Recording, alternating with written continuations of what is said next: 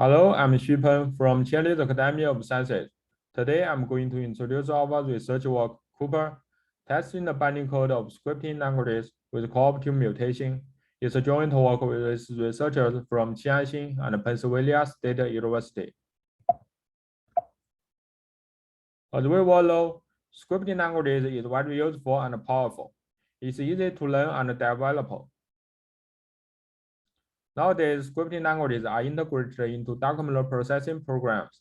For example, JavaScript code is integrated into PDF and HTML. Web code is integrated into Office document. In these programs, embedded script code are usually used to manipulate the content elements of a document. Vulnerabilities in these embedded scripting languages are very dangerous. Attackers can exploit vulnerabilities in these programs to execute abusive code and take control of the system. And every year, many vulnerabilities are discovered in embedded scripting system. So it's essential for us to design an effective method to find bugs in embedded script code. First of all, let's look into the internals of document processing programs. The input contains two parts. Native objects represent fixed text and unit annotations. Script code contains scripting languages like JavaScript code here. The program also has two components to process inputs. They have native code to handle native objects and use language interpreter to execute script code. To connect two different components, these programs usually have a binding layer to do translation. However, the binding layer is too complicated to be 100% correct, and bugs are inevitable. Previous work like FiveCardinal only focuses on mutating the script code, which may miss the complicated bugs. Here is a heap overflow vulnerability from Adobe Acrobat. Attackers can use this vulnerability to run abusive code remotely. It's so severe that we awarded with $2,500 bounty for this particular vulnerability, and it has been fixed. Then let's see how to fix this vulnerability. First of all, in native objects, we must insert one actual element into functions with array. Then in script code, we must utilize JavaScript code to change the zoom type of the document to FW. So as you can see, to trigger this vulnerability, we must mutate both native objects and script code. And traditional one-dimension mutation further cannot find this sort of vulnerability. Inspired by this vulnerability, we wanted to design a new solution to discover this sort of vulnerabilities related to both native objects and script code. Our solution is cooperative mutation. We mutate both native objects and script code in cooperative manner. So we come to the problem, how to achieve cooperative mutation. First of all, we need to infer the relationship between native objects and script code. And then we use the inferred relationship to get mutation in both sides. Specifically, if a scripting API has a potential connection with some objects in a document, we assign these objects a high priority for mutation. Otherwise, we just randomly choose some objects for mutation. To achieve cooperative mutation, there are also several challenges to be solved. The first challenge is how to infer the relationship between native objects and script code. Once we have the relationship, we need to solve the second challenge, how to use the inferred relationship to get mutation. However, when we solve these two challenges, we encounter a new problem. There are too many native objects. That means we will have a huge search space for inferring relationship and getting mutation. It's not doable. To solve this problem, we need to reduce the search space. And so how to reduce the search space? We plan to categorize all native objects into different classes according to their semantic spatials. So let's come to our challenge zero. How to class the native objects into semantic similar classes. Then let's figure present an overview of our solution. It has three components. The first component is object clustering. It clusters a large number of native objects into a small number of object classes according to their semantic feature.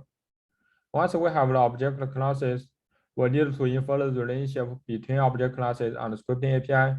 This is the purpose of our second component, relationship inference. This component utilizes a statistical method to infer the relationship. Finally, we come to the third component, relationship-guided mutation. In this component, we use the inferred relationship to guide mutation. Then I will show all components in detail. The first part of our solution is object clustering. An object usually consists of some attributes. Each attribute is a pair of name and an object. Through our observation, the name of an object usually carries some semantic information. So in the first step, we cluster native objects with their names.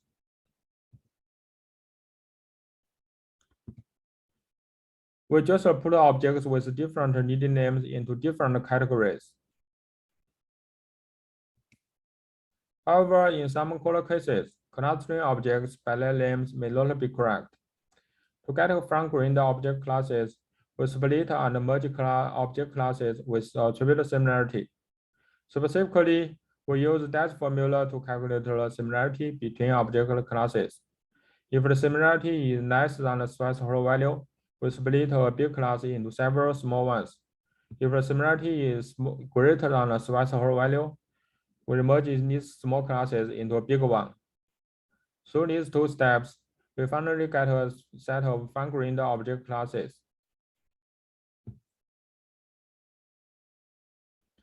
The second part of our solution is relationship inference. We take two steps to infer the relationship.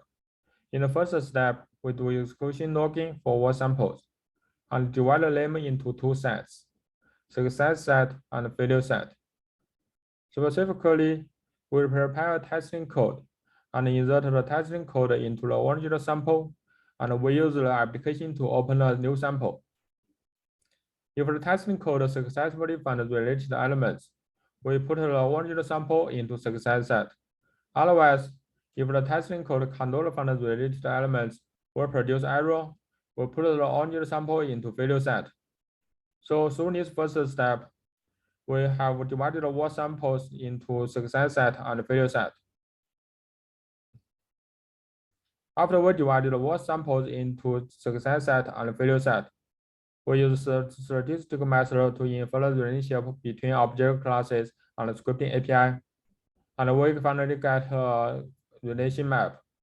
As you can see from the map, the success rate is the percentage of samples that contain this class of objects in the success set. The failure rate is the same percentage in failure set. And the difference is the difference between success rate and failure rate. We think the different values represent the strength of the relationship between object class and the scripting API. In the second part of our solution, we have got the relation map between object classes and the scripting API. In this part, we will utilize the relation map to guide mutation. First of all, we determine a target API group. Then we take a traditional method to generate a script code. For native objects, we get a seed sample and select objects in this sample for mutation. Specifically, we refer to the relation map and design algorithm to calculate the mutation probability for each object in the seed sample. In general, the mutation probability is positively correlated with the strength of the relationship. Then we select some objects with higher mutation probability and mutate some selected objects in 3 mutation strategies. Finally, we synthesize the mutated sample and script code together and produce a final input. So that's all of our solution. For implementation, we developed the coooooper in 4,300 lines of Python code. And Cooper has utilized some open source library. In particular, it utilizes PDF2 Python library to parse PDF format, and use zip files and XML Python library to parse word format. For scripts generation, we use Tomato and improve it with block level template. Cooper currently supports two formats, PDF and Word. It's notable that Cooper is extensible and portable. We can easily add some new features to Cooper and can also apply Cooper to other document formats with limited manual efforts. Then I'm going to talk about Cooper's evaluation. We apply Cooper to real-world programs to find bugs, and we compare the capabilities of bug finding and edge finding in different configurations and tools. We apply Cooper to three real-world programs: Adobe Acrobat, FocusRider, and Microsoft Word. In 4 months, we totally found 134 previous annual bugs, got 33 CV numbers, and 59 bugs have been fixed. We were totally awarded with $22,000 bounty. All these vulnerabilities are related to 90 APIs in 11 object classes. To further understand the capability of Cooper, we prepared 5 configurations. Cooper 4 is the full-featured configuration. It utilizes inferred relationship to do cooperative mutation. Cooper random doesn't use ID relationship, just randomly choose some objects and scripts API for mutation. Cooper object only mutated native objects without any mutation for script code. On the contrary, Cooper script only mutated script code. The last experiment is conducted with Tomato. Since Tomato is originally designed to test general JavaScript code, we add a JavaScript template of PDF and VBA template of Word document. We applied different configurations on Adobe Acrobat and recorded bug finding history in 1 week. As you can see from this figure, Cooper 4 found 18 bugs in 1 week, which is the most among all configurations. This result proves our concept that cooperative mutation is essential to find bugs in binding code. We also do the experiments on FocusRider. The result is very similar to Adobe Acrobat. Cooper 4 always found the most bugs. To test the edge finding ability, we apply all configurations to Adobe Acrobat and record their edge finding history in 1 week. We record both script coverage and native coverage. As you can see from these two figures, Cooper 4 can find the most coverage in both types. We also do the edge finding experiments on FocusRider and Microsoft Word. Their results is very similar to Adobe Acrobat. Cooper 4 always found the most coverage. These results can also be a proof of our concept. Cooper 4 cooperative mutation is essential in finding bugs in binding code. In conclusion, we propose cooperative mutation to test the binding code of scripting languages.